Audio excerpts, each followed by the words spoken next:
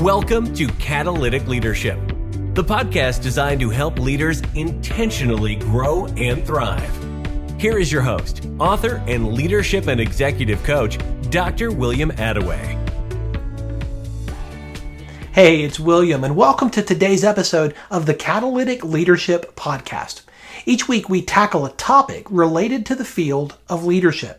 My goal is to ensure that you have actionable steps you can take from each episode to grow in your own leadership.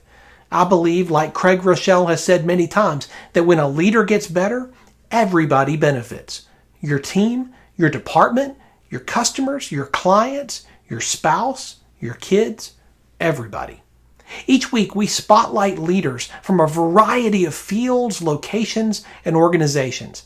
My goal is for you to see that leaders can be catalytic no matter where they are or what they lead. I draw inspiration from the stories and journeys of these leaders, and I hear from many of you that you do too. Let's jump in to today's interview. It is an honor today to have Fatemah Mirza on the show. She is a certified resume master who has been helping job seekers with their resumes for the last 11 years. She owns a company called Career Tuners, a small team of skilled professionals from various industries who specialize in providing professional resumes, cover letters, LinkedIn profiles, and other career-related services to help ambitious people land their dream jobs and achieve career goals. Fatemah, thank you so much for being on the show today. Of course, it's my pleasure.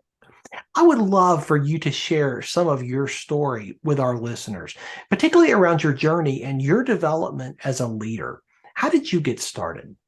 Absolutely. I think I got started by necessity. When I started my business in 2010 and everything was fine when I was by myself. But when I started hiring people, I really had to push myself outside my comfort zone. The first woman I hired, she's still with me today. It was really challenging for me because she initially had to resign because she was moving to a different city. And it was very devastating to me because I had spent so much time training her, helping her become a master of our services, and then she had to resign. So I was like, wow, I put in a lot of effort, and I'm wondering if there's a way for me to shortcut that. And at the time, I was doing a lot of stuff to increase awareness of my business. And I entered this contest to write a blog, and I won a prize which entailed coaching with somebody, but somehow the conversation derailed and I started venting about this problem. I said, I hired this person. She was so amazing. I don't know how I'm going to be able to replicate that. And he said, well, why don't you just make your whole training program virtual? Like, why do you even have to train them in person? And that allowed me to actually retain her. And it allowed me to scale my business operations. I was able to digitize a huge chunk of our training, and we were able to hire about 3 people at a time, Wow. which was a big win for me because to train 3 people at a time and also continue to serve clients is difficult. And it was not something that I could have imagined doing without that coach's help. So that's how I got started. And today we have 30 people at Career Tuners, and it's been a really fun journey. I love that. And you didn't see it coming. That's one of the things I love about so many leadership journeys. There's these twists and turns and wait a minute. And somebody helped you think of something in a way you'd never thought of before. You lead a team of 30 now. Yes. How would you define leadership? I think leadership means having the courage to let go. There's no possible way I can manage the day-to-day of 30 people. And there's a lot of people on the team that are a lot smarter than me. They know things in their areas that I can never hope to learn just because it's not humanly possible for you to have as much knowledge as a group of 30 people. So a lot of it is knowing when to let go of that control and being able to create hiring systems that give you the confidence to let go. A lot of that means, setting up a pay scale philosophy that is focused on competitive pay. It's a lot of it is focused on setting up HR policies that nurture talent and improve retention, which is a big problem for people hiring, people in the Gen X space, millennial space, because turnover is characteristic of those demographics. People who are kind of younger, they don't like sticking around in organizations where they feel that they're not adding something, spiritually. They want to grow as a person. Yeah. They want to feel like they're making the world a better place. They want to always be learning. They're not looking so much for, that stable paycheck if what's coming with it is not in line with their emotional and physical needs. So we had to really change our operations to support growth for people. This means, making it really easy to transfer between teams if you want to. If you feel like you're stagnating where you are, you can ask for a role change, prioritizing internal promotions over external hiring, prioritizing external training. It also means things like making sure that we're having fun activities, but no one is feeling pressured to engage in them because everyone's different. There's no universal, like, you know what I mean? Like, some people like socializing with their colleagues, some people don't. And I want to celebrate all the different kinds of working and make it easy for anybody. I don't want anyone's growth to be stagnated because maybe they're a mom of 3 and they can't make it to the meetups or something. Like, I still want to give everyone an opportunity to grow in a way that suits their family priorities, their personal priorities and all that sort of thing. I love that. It keys right into something we talk about a lot on the show, which is building up people and teams based on their wiring, right? Not based on a one size fits all. You have to fit into this box and everything in your life has to fit. That's not how life is, and that's not how people are. And when we see them as more than just a cog in our machine, when we see them as an actual 3D human being and we treat them like that, wow, don't we get better results? Yes, we do, definitely. So let's dive into what you do and what Career Tuners does. So you focus on resumes, cover letters, LinkedIn profiles, career-related services. So how do you create the perfect resume? I think to create the perfect resume, it really is about reverse engineering the job that you'd like to do. A lot of people, I think, make the mistake of, okay, here's my experience, let me put it on a piece of paper. But when you do that, you run the risk of actually giving away information that can pigeonhole you or restrict you in some way. This is really pertinent in today's environment when transitions are really common from one field to another or from one area of expertise to another. And even within fields, for instance, we have a lot of people that are in one area of sales and they want to, transition to a different field. Like, most recently, I worked with this gentleman who was doing insurance sales and he wanted to transition into software. When you're just putting your experience together on a resume, the first thing that people were seeing is you don't have software sales experience. So we're going to pigeonhole you and reject you. So it's really important to mimic the language that you're seeing in those job descriptions and kind of reverse engineer them and not really including more information than is necessary. Make it really easy for the person to understand at first glance that you are the exact answer to their hiring needs. I love that. Are there certain designs of resumes that get more interviews than others? Yeah, the more boring and black and white and simple your resume is, the more interviews you'll get. Because, like, the fancier you get, That's so funny. It's true, because like fancy resumes, they like the software that's responsible for reading your resume, they can get confused if there's too many like colors or graphics or multiple columns and stuff like that. And a lot of companies that are, they don't upgrade their applicant tracking processes, their hiring software on a regular basis. A lot of these software are really old, and the simpler and plainer you can make your resume, the better chance it has of performing, and you won't run the risk of potentially offending someone with your design. Like if I was trying to hire, let's say, like a finance person, and it was like this really colorful resume with like dollar signs and everything, I'd be like, I have some concerns. I mean, I wouldn't dismiss them just because of the industry that I'm in. I understand that a resume is not, some people are just really bad at writing their own resume. So I would still probably interview that person, but not everyone thinks that way. They'd probably be like, whoa, this is way too fancy for this job.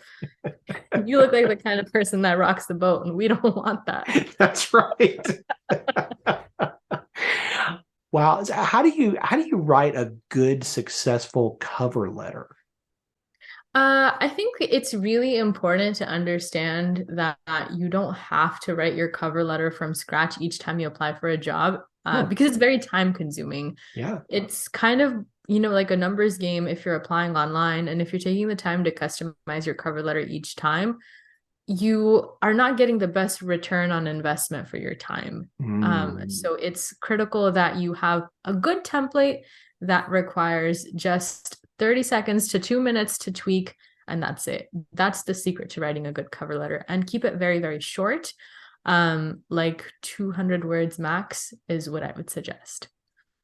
You also do LinkedIn profiles. How I do. important is that to a job seeker? I think it's really important because if you don't have one, you run the risk of looking outdated or not really, in with technology. The second thing is 94%, at least by 2016 data, were using LinkedIn. So I'm sure that number is a lot higher now as LinkedIn has become more ubiquitous. So if you're not being searchable to like more than 90% of your target audience, that's problematic. The other mistake that I think people make with LinkedIn is their LinkedIns look different from their resumes. Like they'll have specific jobs on their resumes that they don't have on their LinkedIns, and vice versa.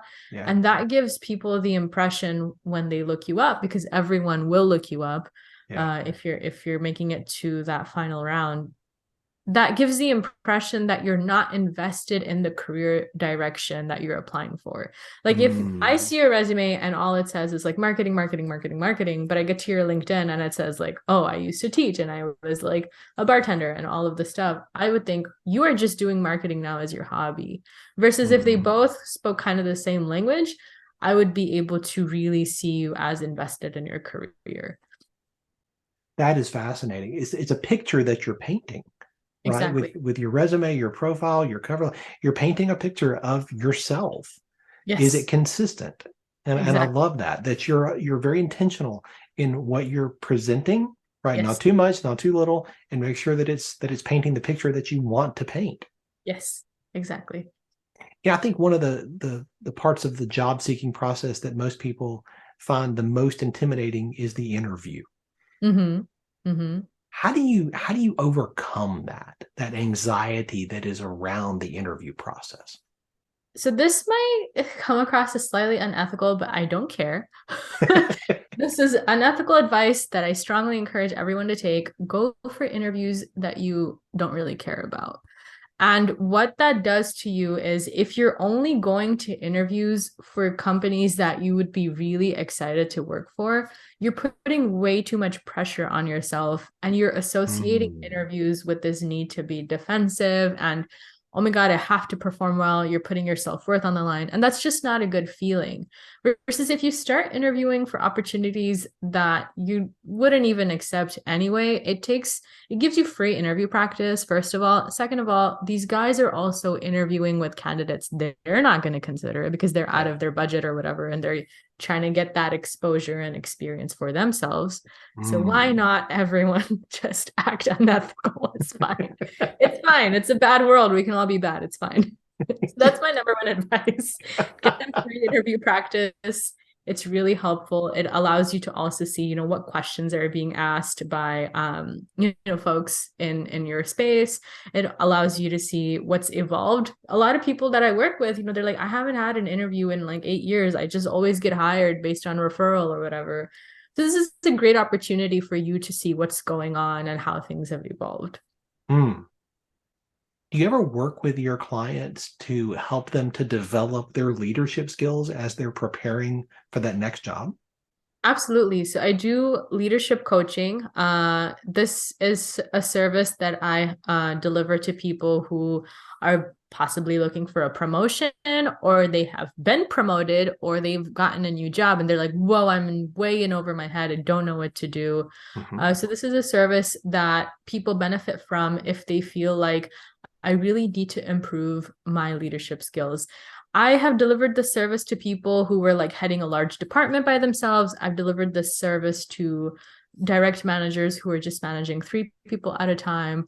I've delivered it to people who weren't even managing anybody, but they wanted to become a better leader without having to manage. So for instance, one lady that I helped, she felt like her boss didn't really take her seriously, and she was like, I feel like there's some brand management, like some reputation management I need to do at work. I feel like my boss doesn't take me seriously.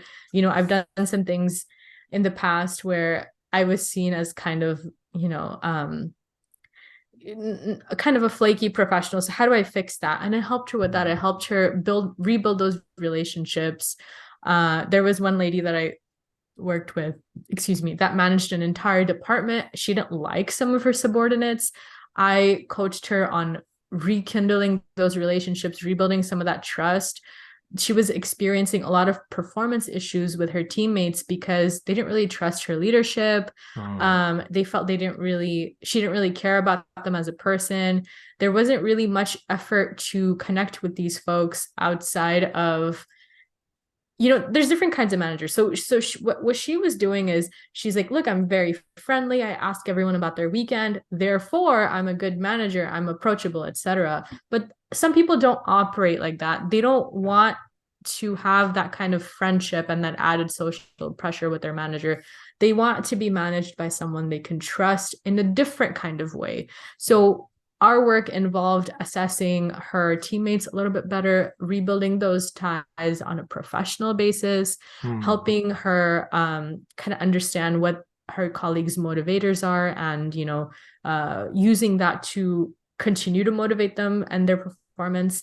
And then there's a lot of people that I work with that also have like they're like, how do I put this into words? Like, they just say yes to everything. And then they come to me when they're burnt out and they're like, I have been promoted because I said yes to everything. And I am literally having like heart palpitations. I'm experiencing hair loss.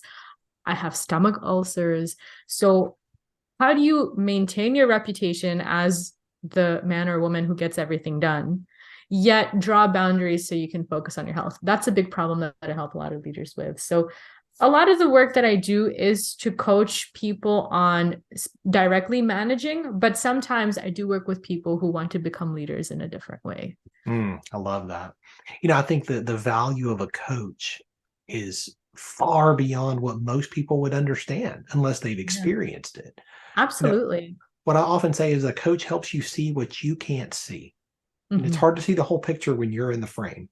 Absolutely. And I've had a leadership coach myself for many years. And now I do that for others as well. And the goal, I think, for all of us as we coach others is to help them grow in their self-awareness. And I love how you're doing that, right? For these leaders, whether they are ready to lead today or not, maybe they're preparing for what's ahead. Yes, exactly. Maybe they want to learn to lead up well. I think that's fantastic. I love that. Okay. So in the last 10 years, working from home became more and more of a thing. But in the last 3 years, boy, it really accelerated. Yes. But with that came a lot of health challenges because people had a hard time drawing a line and finding a healthy balance because you're working and living in the same place. And boy, it sure is easy just to walk down the hallway or just hop on for a few minutes and then 2 or 3 or 5 hours go by. Exactly. How do you stay healthy working from home? Is this something you work with people on? Absolutely. I've actually always had a virtual business. So since 2010, everyone has been working from home. I find that it's a great way to retain really exceptional talent because, there are people who work in really remote areas or they want to prioritize their family care or whatever. And it's really important that I give them a chance to excel as well. The key thing, I think, is to have hours and to have something outside of work. Like I was working with this lady on leadership coaching, and she was like, I tend to procrastinate. I'm working from home and I, kind of look at my work and I'm like, okay, I can get this done in 15 minutes. And she waits and she does something on her phone and pretty much, like the entire day goes by and she feels like she's working 16 hours. But when I asked her to actually add up the time that she was working, it was less than 7. So like Mm. thinking Mm. about things and procrastinating and all of that. And I asked her, what are you doing outside of work? Do you do anything? Do you go to any meetups? Do you have a boyfriend? What do you do outside of work? And she was like, I don't. I play games with my mom and my brother. She was living with her parents since the pandemic. And I was like, well, there's your problem. You don't have a hard deadline outside of work. Yeah. Me personally, at 3:30 p.m., I have to stop because I have to pick up my daughter from daycare. Right. A lot of people don't have that. And I think it's so important to create that artificially if you're really feeling like work is sucking up my entire day. I need something.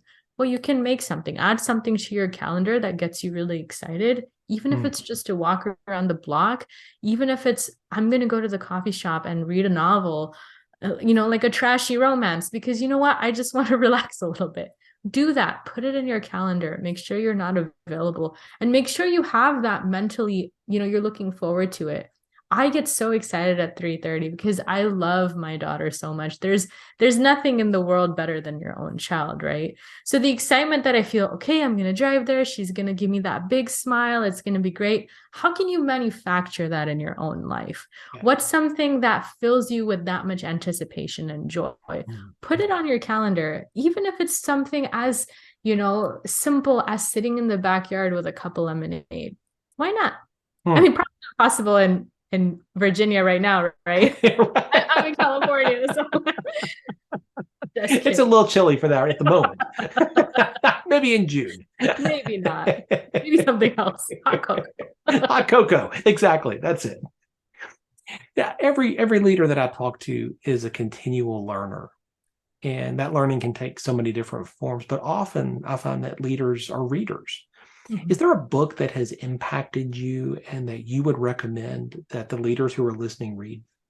Absolutely. So, like a lot of businesses, the pandemic was really challenging for me. I had to create a really rigorous financial contingency plan, which involved like best case scenarios and worst case scenarios. Worst case scenarios entailing laying off a huge chunk of my workforce, because I think it's really critical to plan like that. Obviously, I didn't want to lay anybody off.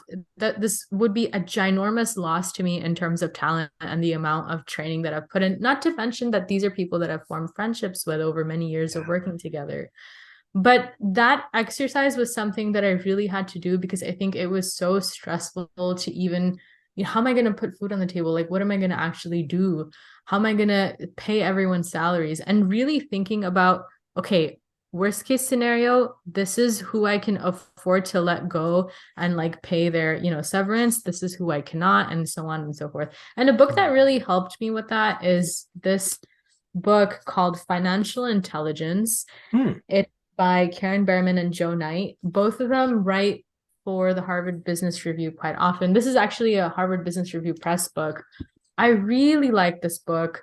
I think every manager should read it. Every manager should understand how money is flowing into their team, into their department, what's happening with that money, and what they can take control of to tighten their finances and improve.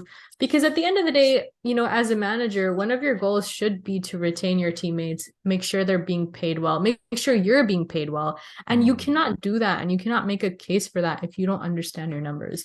So this book is really incredible. It breaks down the 3 financial documents, cash flow statements, profit and loss statements, your balance sheet, and helps you read them. And if you're part of a publicly traded company, you have all that information accessible already. They publish that on a regular basis. So you can take a look at that and see how your business is doing. If you're working for a small business like I am, you actually have the opportunity to create processes that measure your financial KPIs on a regular basis so you can make those decisions. Luckily, in 2020, I did not have to lay off anybody. There were no layoffs at all. But I'm really glad that I did that exercise because it allowed me to see what I would do if everything, went under and I wasn't running around like a headless chicken anymore. And I really like this book. There's a couple other books by the Harvard Business Review on financial intelligence, but this one's really good if you aren't really in finance, like you're not a CPA or whatever, but you're like, you know what, I just need to understand money a little bit better. So this is really, really good. That's fantastic. So as we're wrapping up, if there was one piece of advice that you could share with the leaders who are listening, no matter where they are or what they do, what would that piece of advice be? Absolutely. I think it's so important to seek out mentorship because as a leader, you might have a very specific management style or a leadership style or a way that you do strategy and decision making that won't be everyone's cup of tea. It's so important to expose yourself to other forms of leadership and strategic thinking. Yeah. So if you are working at a larger company, find someone who can mentor you, find someone who can advocate for you. If you're working for a smaller company, find someone else, maybe in like a similar sized company who does similar work that can mentor you, or you can absolutely sign up for a leadership coaching session as well. Where you get a chance to talk about some of the problems that you anticipate running into, some of the opportunities that you hope to close on, and you can really work with, someone who has that experience helping you navigate.